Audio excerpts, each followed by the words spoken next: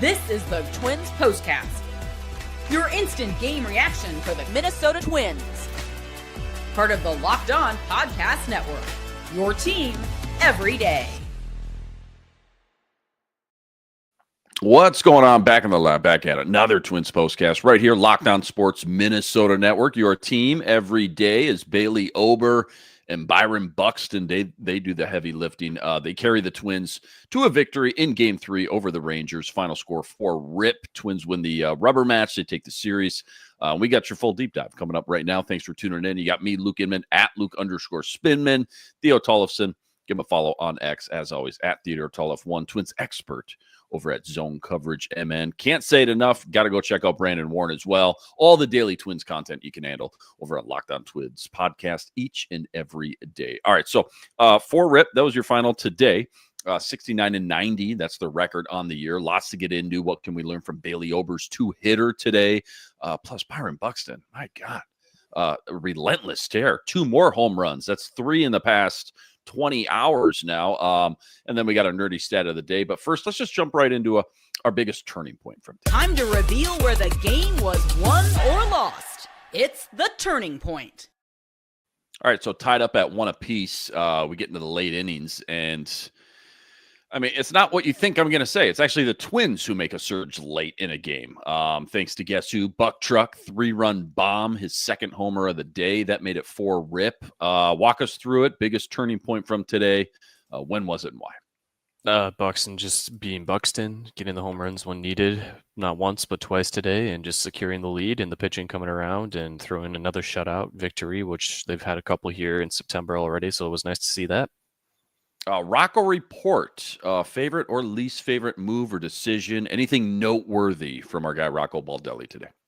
Just keep trusting Cody Funderburk in high leverage situations, and he's been pitching really well since the All-Star break. Now he's got his ERA down to 3.60, and I got to look at the exact numbers to be for sure, but it was not a pretty number when he was called back up at the beginning of August post-trade deadline and filled into the bullpen spot. But, you know, how he stepped up, just really fit into the role, not having to go back and forth between St. Paul in Minneapolis as frequently has really helped out for him. Yeah, it was 7.41. So now to have it down to 3.60. Wow. Yeah, it's pretty good for him. Where does he kind of rank in the reliever power rankings, I guess, for the Twins? Obviously, going into 2026, a lot of things are going to change back there. A very fluid situation for sure. But him kind of ending, you know, the season on a high note, pending obviously 3 games left. But where does he kind of fit in, I guess, to the future plans in 2026? Yeah, power rankings is definitely not an appropriate term to use with this bullpen, how it's currently shaked up, because pretty much you can just put him and Cole Sands as the two guys who will certainly be locked into being the 2026 opening day bullpen with who they have right now. Other than that, it's really a toss-up. I mean, sure, yeah, you might see Pearson or Travis Adams make it in there, but it's really hard to say. So it's good to know that it won't just be Cole Sands guaranteed a spot in next year's bullpen. At least they got 2 guys, but then they got to fill 6 more spots there. So we'll see what happens. But you have a little more confidence when it's 1 righty and 1 lefty, not just 2 righties or 1 name. So, yeah. This is what you'll be talking about. You know, I feel like kind of deja vu for the 3rd straight game, and you've been with me 3 straight games in a row. You know, first it was Zebby comes in with that gem. You know, last night is Taj Bradley with 9 Ks, and then today Bailey Ober, 6 shutout innings, 2 hits, 5 Ks. What we should be talking about, Theo, is like, where the hell is this pitching been all year? Because this was like, I mean, watching Glavine, Maddox, and Smoltz for the 95 Braves. Like, who do they think they are? I wouldn't put it up that high, but I mean, yeah, they're all ending the season on a good note. They've been missing all year. They have had to battle through some injuries. And it's a good place for all 3 of these guys to end their seasons on a great note, especially when you're going up against a poor offense like the Texas Rangers have had all seasons. That's really helped them to turn things around here and just set themselves up for a better 2026. Now, Ober, the hip injury he had and pitched through all of June, obviously his ERA would probably be closer to a low 4 than where it is to end the season at a low 5 right now if he didn't pitch through that injury and was shut down earlier. But they didn't really have any of the other guys to go to for starting pitching options at that time. So that's why we were stuck with the numbers he's going to have for the year. So hopefully now he can just shut down for the offseason, take a couple weeks, and see if there's anything still lingering with that hip issue, and hopefully come back next year feeling fully healthy. What'd you love from his stuff today? What was just really working today with his stuff? Again, 6 innings, no runs, 2 hits.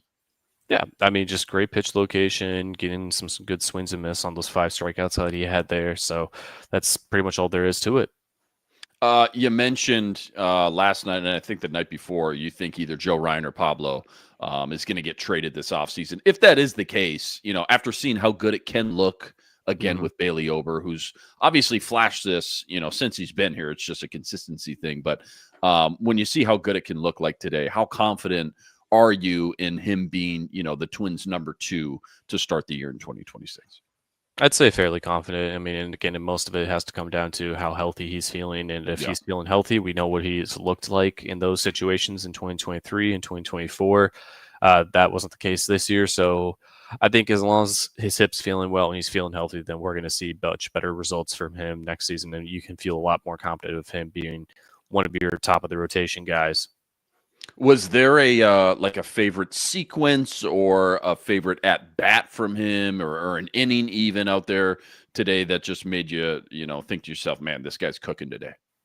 Probably just getting through the bottom of the 3rd inning there, just quick outs there. I mean, another double play, pop out, responding well after giving up a leadoff single. So that was good. And then going back out in their 4th and shoving once again with another 1-2-3 inning. All right, don't go anywhere. Biggest pros, biggest cons from today, plus our game MVP. That's all coming up right after this.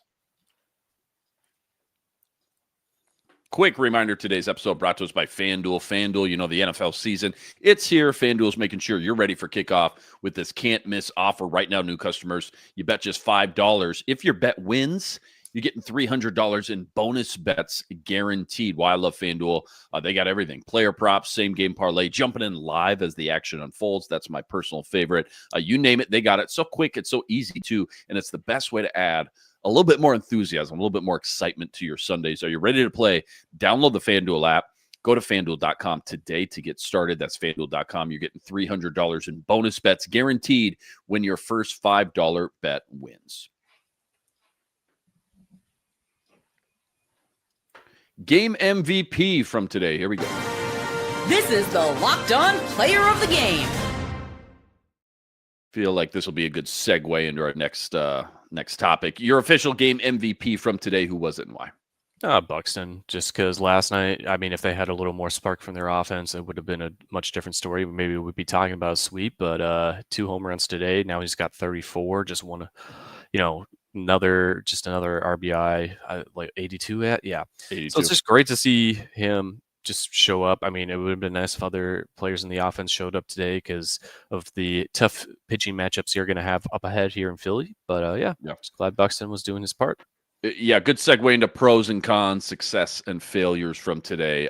Again, I mean, Buxton, this dude in the past 20 hours, 3 home runs, 5 RBIs. You mentioned it, 34 home runs. That's a career high. 82 RBIs, career high.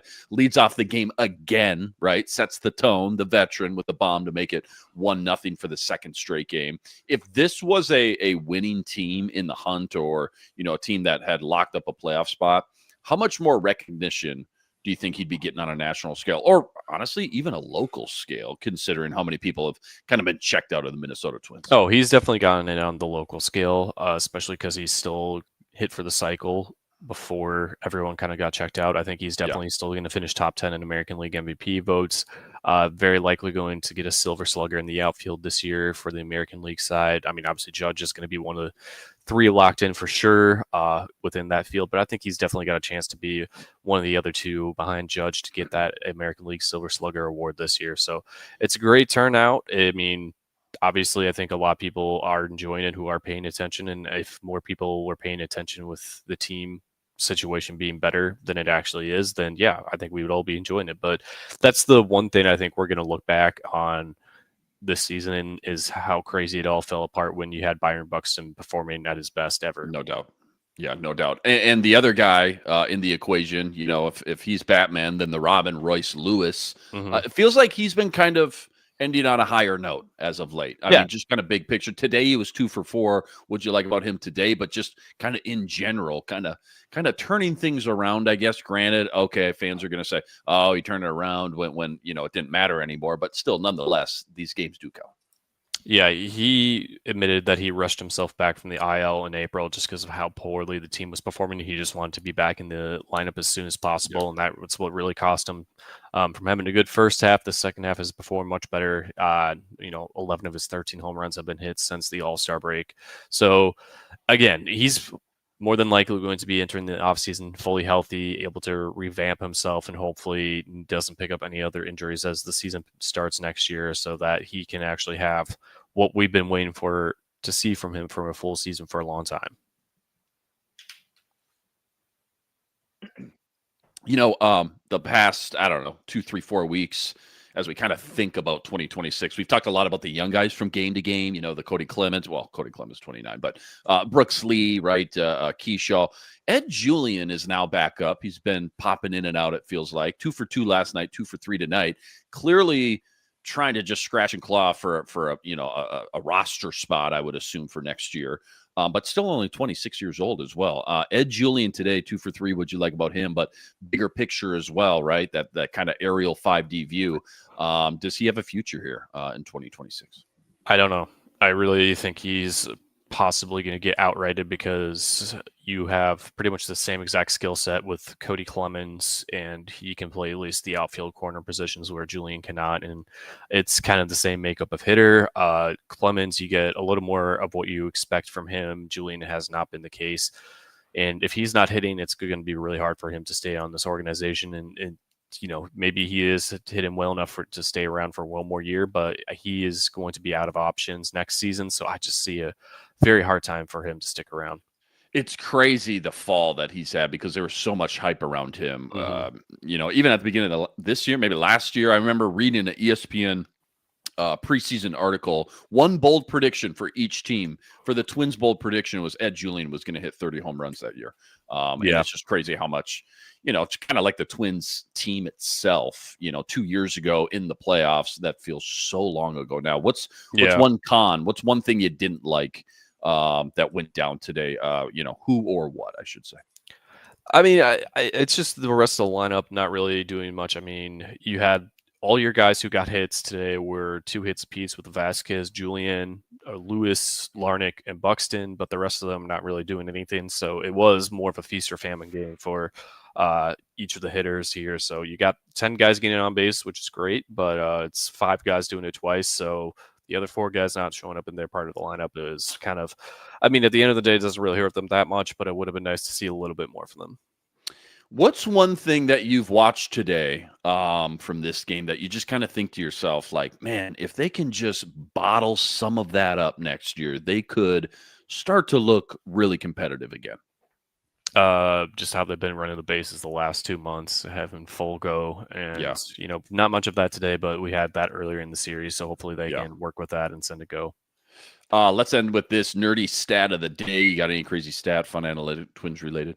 Yeah, Buxton getting 34 home runs now makes him the 8th Twin in franchise history, at least since the team moved here in 61, to have 34 or more home runs. So that joins Killebrew, Justin Morneau had 34 in 2007, Brian Dozier, Nelson Cruz. Let's see, who am I forgetting? Josh Willingham had 35 in 2012. Bob Allison. I think that's it. Is he close? Like, if we got 3 games left here, and knowing him, he could hit 2 more. Is he close to breaking within the top 5 in a ranking like that, or is there a big kind of gap?